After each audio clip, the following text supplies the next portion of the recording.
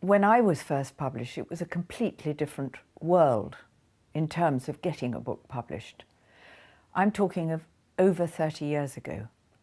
I wrote my first published book when my youngest daughter was 3 and she is now 39. So it just tells you how long ago that was.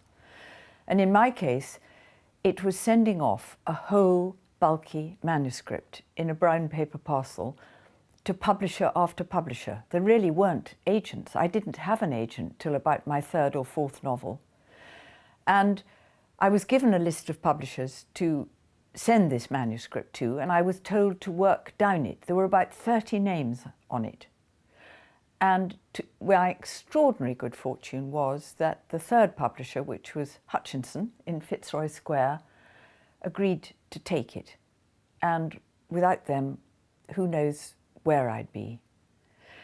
The scene is very different now, but I don't think the need for perseverance has changed.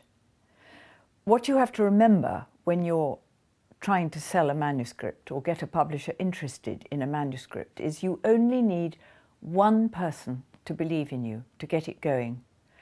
And that may not be the first person you appeal to. So the perseverance I needed 35 years ago is exactly the perseverance you need today. Good luck.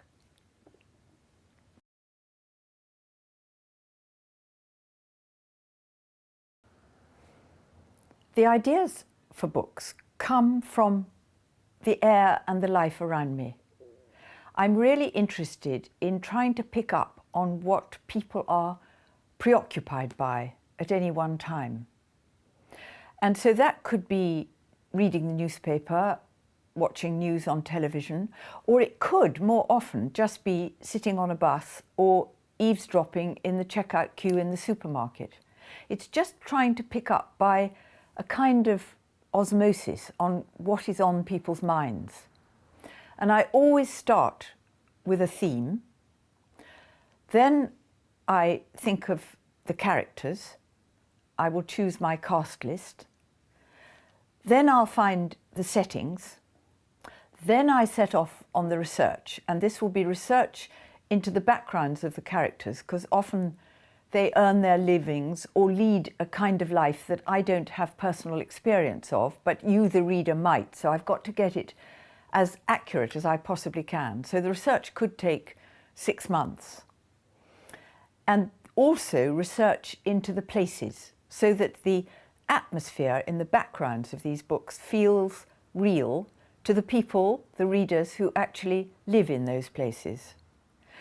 Then I will plot maybe the first quarter of the book, maybe 20,000 words, something like that. I will plot the narrative, and I'll plot the end. But I won't plot the bit in between, because it means that I know where I'm going because the end is decided, but I don't necessarily know how I'm going to get there. And that gives the book a kind of organic development quality that you might get in real life. And it also allows me to be very much more flexible in terms of characterization and narrative than I would be otherwise. So that basically is the bones of the process.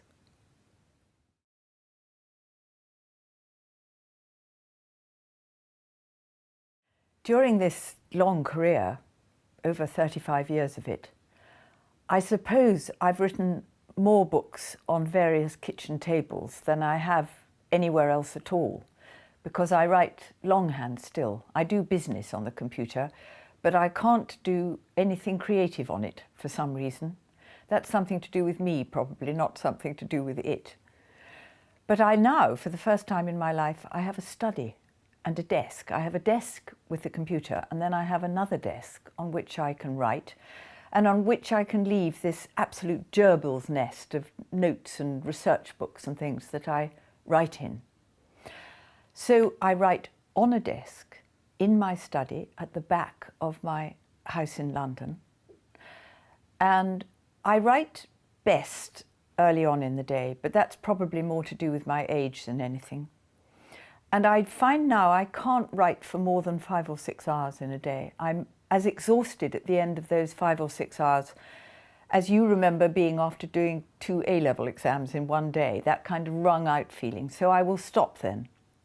I'll stop and I might go and do the ironing or make some soup or go out to a Cafe Nero or something like that. I'll do something completely different, just to kind of reboot the brain. I find now, write in snatches. And my concentration is something that's got much better with age. I can pick it up and put it down in a way I never could when I was younger. So I could probably write in a departure lounge at an airport if I had to. So that really is my method, and you probably won't find another single writer who writes the same way, because we all have our own juju.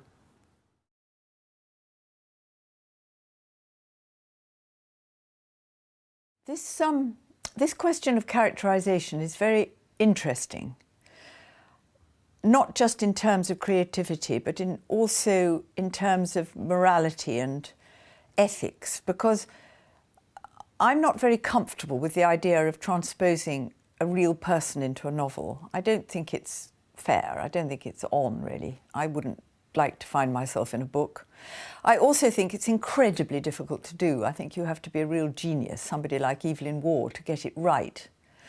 But having said that, if you're going to give your characters reality, they obviously have to be based in it.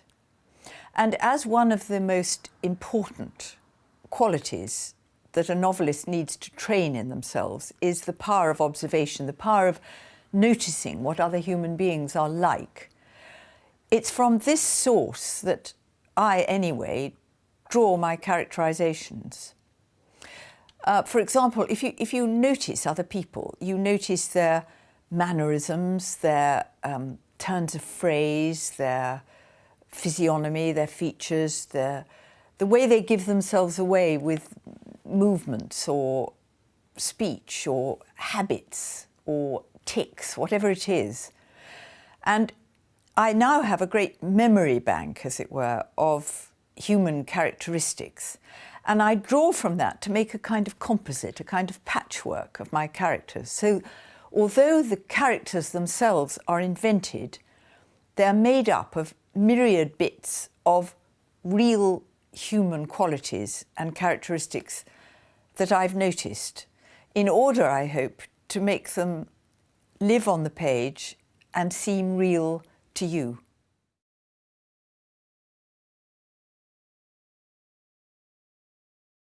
I think when it comes to writing characters, it is a question of practice makes perfect. At the beginning of writing fiction, it's very tempting just to write people with whom one has a tremendous sympathy, even empathy. But as you go on, you realise that for a book to have a sort of balance to it and an actuality, it's got to reflect all the shades of grey that humanity displays. And as far as I'm concerned, you can never speak for writers as a block. It always has to be very individual. As far as I'm concerned, trying to get under the skin of somebody I'm not naturally very sympathetic to is a question of getting inside their heads, so that even if you don't like what they're thinking or the way it makes them act, you get yourself to a place where you understand how their mind works. You know the process of thought that will lead them to take a certain action.